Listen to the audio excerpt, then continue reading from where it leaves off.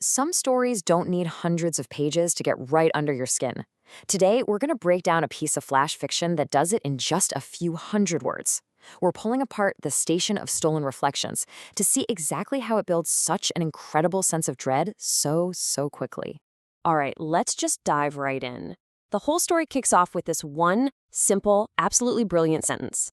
It takes something we all know, a train ride, and injects it with this immediate sense of wrongness.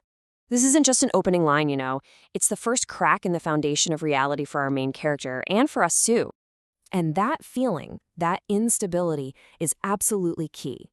Before we even meet the monster, the author takes the time to build a world that just feels fundamentally off. So this first section is all about that, the art of atmosphere. The setting itself just defies all logic.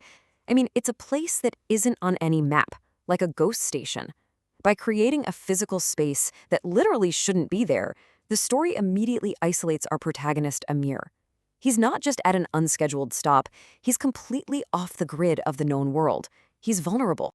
And look at how the author uses sensory details, or the lack of them, to ramp up that isolation. The announcement system is broken, so there's no information. There are no signs, so you have no idea where you are. There are no lights, so you can't see. The only thing we get is a single unreliable flickering bulb, which honestly is almost worse than total darkness, right? It just teases you with these little glimpses of the world surrounded by shadow. So, the stage is set, the dread is just thick in the air. Now let's see how the story introduces its main threat and expertly cranks that tension way up. See, the figure doesn't run or shamble like your typical monster. It glides. And that one detail is so important because it taps directly into this horror concept called the uncanny. It's so powerful because our brains are basically pattern matching machines. When we see something that looks human but moves in a way that's totally impossible, it creates this mental alarm bell that just screams danger. It's this deep, instinctual rejection of something that is fundamentally wrong. And this whole sequence just brilliantly shows off the story's masterful pacing. It's not one scary thing, it's a rapid-fire assault on your senses. First, you've got the unnatural movement, then a total blackout that feels like a glitch in reality itself. When the world snaps back, his fellow passengers are suddenly part of the threat, which is confirmed by that impossible telepathic whisper. It's just this overwhelming chain of events designed to completely shatter your sense of safety. And just when you think it cannot possibly get any worse, the barrier is broken. The threat is no longer outside looking in. This right here, this is the story's point of no return. The way the creature gets on the train is a perfect example of this. It doesn't just board, it just appears inside after the doors slam shut. It's a total violation of physical space. And that head twitch, that's another one of those uncanny details that suggests it's struggling to pilot a human form, like a puppet whose strings are showing. It's profoundly unnatural. Now, with the creature on board, the train completely transforms from a way to escape into a prison cell. And when those windows turn black, man, that's it.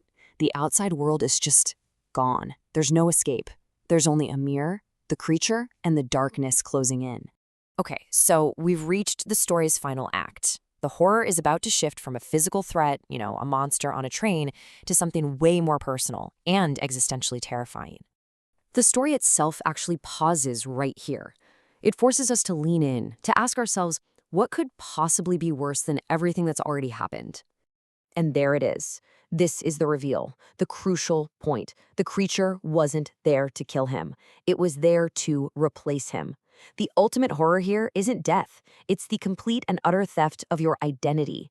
It taps into this deep fear of erasure, the idea that you can just be wiped away and replaced and the world will just keep going without ever noticing you were gone. So how in the world did this tiny story pack such a massive punch? Let's do a quick recap of the powerful techniques the author used to build this perfect little nightmare. You can really see how every technique works together. The story grounds us in a normal train ride, and then just systematically rips that reality apart. It gives us a figure straight from the uncanny valley to trigger our primal fears. It uses sensory details to build a suffocating atmosphere, and it unleashes it all with this frantic pacing. But the real masterstroke is that final twist, shifting the fear from physical harm to the deep psychological horror of being replaced. And that's our breakdown. The story leaves us with this chillingly simple but really profound question. It takes a universal experience, seeing our own reflection, and turns it into a source of potential terror. Definitely something to think about the next time you catch a glimpse of yourself in a dark window.